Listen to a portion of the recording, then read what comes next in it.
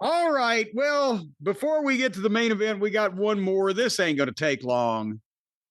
Seriously, at some point, Queen of the Ring, Jade Cargill versus Asuka. And in about 8 minutes, Jade hit her finish. And it had to be warm. It had to be warm in those pleather full body suits out there in that heat. It can't be easy. Like MJF, we saw do that a few weeks ago where he went from his trunks, which he wrestles one of his 8 matches a year in, to the full body suit or the half body suit, whatever it is. It can't be easy if you're used to wrestling one way and all of a sudden, in terms of just breathing and everything, right? It can't be easy to all of a sudden be all covered up and work the same way.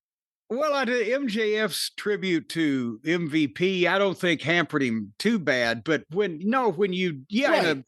it's hot over there. The announcers made the point that it was very hot in the building. You see guys sweating, and I'm thinking they cut from neck to wrist all the way down to feet because the tights go into the boots.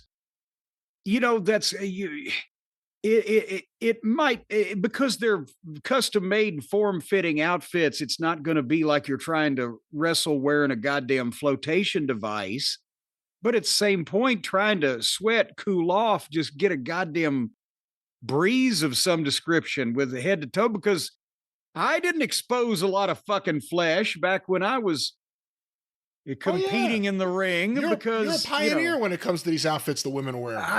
But I see my body needed to be covered up, unlike most of these girls. But I wasn't doing the whole goddamn thing by myself. I was in tag matches or handicap matches or whatever, or the manager match would last for 8 minutes or whatever. But if they're going out there trying to do a lot of shit in a hot, humid fucking building at high speed, they got to be dying.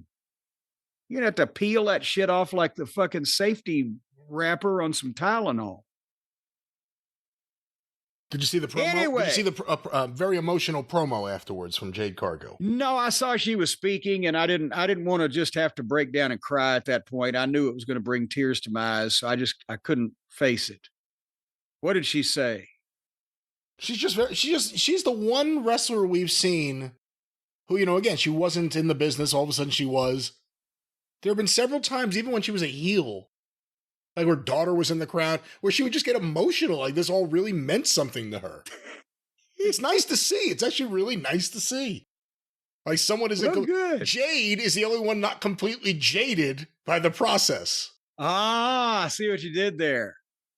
Well, at least now she's a babyface instead of being a heel with a cute little daughter.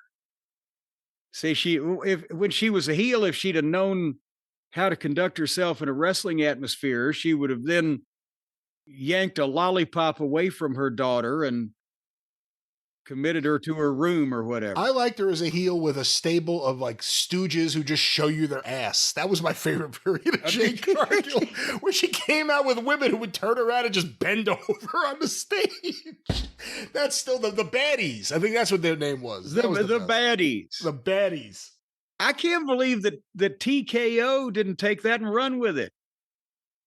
Copyright that and trademark it and sell T-shirts and membership cards. The baddies. There's still time. Well, they've missed the opportunity so far.